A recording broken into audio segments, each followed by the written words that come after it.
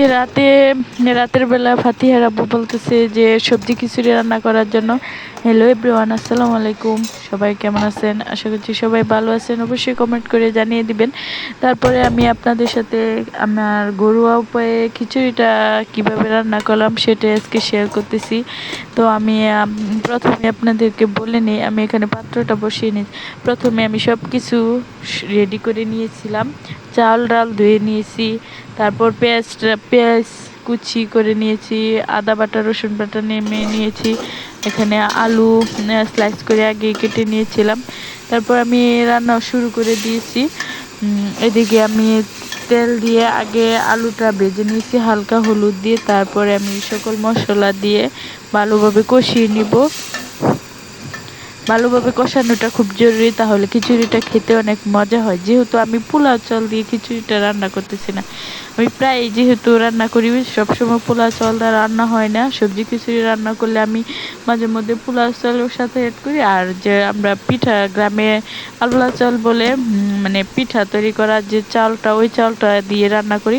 চাইলে আপনারা রান্না করে দেখতে পারেন, অনেকে হয়তো জানেনও না কীভাবে হ্যাঁ পোলাও চাল ছাড়া কি রান্না করা যায় নাকি, সেই আর কেমন লাগবে, খেতে ভালো লাগবে নাকি। আমরা প্রায়ই খাই, রান্না করে দেখতে পারেন, অনেক স্বাদ হয়। তো আজকেও আমি সেম পিঠা চাল দিয়েই রান্না করতেছি খিচুড়িটা। এখানে আমি এই সব কিছু মশলা কষিয়ে নিয়ে তারপরে আমি এখানে চালটাও ভেজে নিয়েছি। তারপরে আমি সাথে তারপরে কি বেশি বলে ফেলতেছি নাকি, বরবটি আর গাজরটা দিয়ে দিয়েছি। দিয়ে কিছুক্ষণ নেড়ে চেড়ে নিব ভালোভাবে, যাতে ভালোভাবে মানে একদম পানিটা জড়ে যায়, ভাজা ভাজা হয়, তাহলে মানে খেতে অনেক ভালো হবে, রান্নাটাও ভালো হবে। সেজন্য আমি এখানে আগেই পানিটা জাল করে নিয়েছিলাম, গরম করে নিয়েছি পানিটা ভালোভাবে। আর কিছুক্ষণ নেড়ে চেড়ে নিয়ে আমি পানিটা দিয়ে দিছি। পানিরটা পরিমাণ আপনারা অনুমান করে দিতে পারেন। তারপরে যদি শুকনা রান্না করতে চান, যতটুকু চাল ডাল নেবেন ডাবল পরিমাণে পানি দিয়ে দিবেন, তাহলে শুকনা হয়ে যাবে। আর খিচুড়িটা একটু নরম হলেও কোনো অসুবিধা নাই, নরম হলেই ভালো লাগে। তো আমিও এখানে পানি দিয়ে তারপরে অপেক্ষা করব।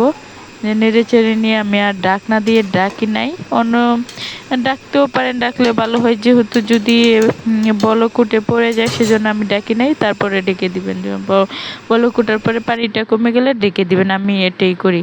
তো দেখতে কীরকম সুন্দর হয়েছে, কালারটা অবশ্যই কমেন্ট করে জানাবেন। তো আমার খিচুড়িটা আমি শেষে আপনাদের দেখাবো।